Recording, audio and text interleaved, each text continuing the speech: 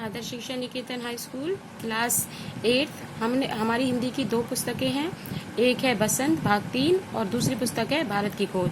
आज हम भारत की खोज का फर्स्ट लेसन करेंगे, जिसके राइटर जवाहरलाल नेहरू जी हैं। तो पहले लेसन का नाम है अहमदनगर का किला।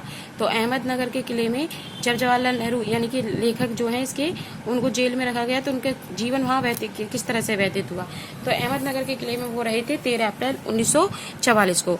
तो वो क्या कहते हैं, लेखक क्या कहते हैं, यह मेरी जेल की 9वीं जेल यात्रा थी।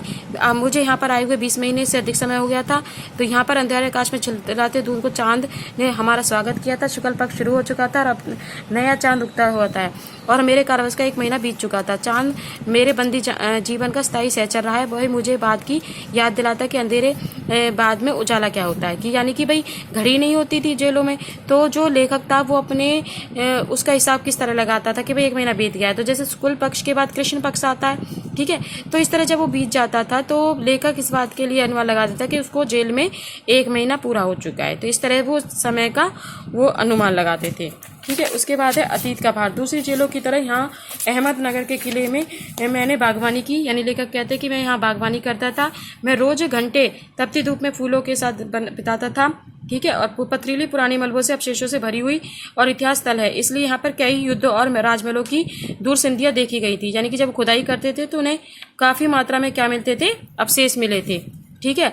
तो यह घटना चांद बीबी नाम की एक सुंदर महिला के सास की कहानी से है, जिसने किले की रक्षा के लिए अकबर की शाही सेना के विरुद्ध किया था। कि भाई जो अहमदनगर का जो किला है उसकी जो रानी का नाम था वो था चांद बीबी, जिसने उसकी अकबर की जो शाही सेना थी उसका विरोध किया था और अपने महल को बचाया था। परंतु अंत में ही उसी के एक आदमी ने उसकी हत्या कर दी थी, ठीक है। खुदाई के दौरान पर जमीन की सतह पर बहुत दबे हुए पड़ता दीवारों के हिस्से और कुछ गुलबंदों और इमारतों के बहुत पूरी हिस्से मिले थे।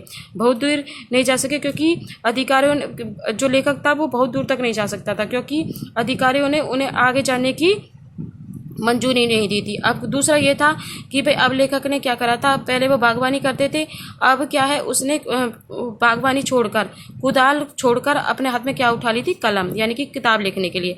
पर जब तक आज़ाद नहीं हो जाता, कलम के माध्यम से वर्तमान को अनुभव का हिस्सा बना लेता है। मैं उसके बारे में नहीं लिख सकता था, न ही पैगम्बर की भूमिका और इख्तियार के फिलहाल भविष्य के बारे में लिख सकता था। बचा रहता था अतीत और उसके बारे में किसी इतिहासकार या विद्वान की विद्यापूर्ण शैली भी नहीं लिख सकता। मैं पहले की तरह अपने आज के विचारों और क्रियाकलापों के संबंध को स्थापित करता हूँ।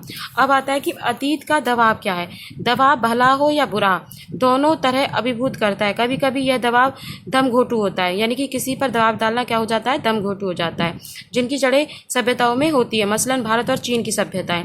आखिर मेरी विरासत क्या है, लेखक कहते हैं कि मेरी विरासत क्या है, किन बातों को अधिकारी हूँ, क्या इससे मानवता ने दसियों हजारों साल के दौरान इसे हासिल किया। उसकी प्राजों की दुखद यंत्रणा का मानव हैरत अंगेज साहसिक कार्यों का शुरुआत युग पर पहली बार हुआ था, ठीक है। इस विशिष्ट विरासत का विचार और वर्तमान इसे लागू करने के बाद एक लंबे अरसे में मेरे मन में घेर लिए गए थे कि मैं इसी के बारे में लिखना चाहता हूँ। विषय की घटनाएं और जटिलता को मुझे भयभीत करती थी और मेरी सतह पर स्पर्श कर जाता था, ठीक है। इस तरह से इस वाले लेसन में आपके क्वेश्चंस बनते हैं कि भाई अहमदनगर के किले में लेखक को समय का ज्ञान कैसे होता था। बस समय का ज्ञान होता था कि जब लेखक आया था तो शुक्ल पक्ष से चल रहा था, जब 1 महीना बीत जाता था तो चांद में रहती तो कृष्ण पक्ष आ जाता था। इस तरह लेखक को समय का ज्ञान होता था।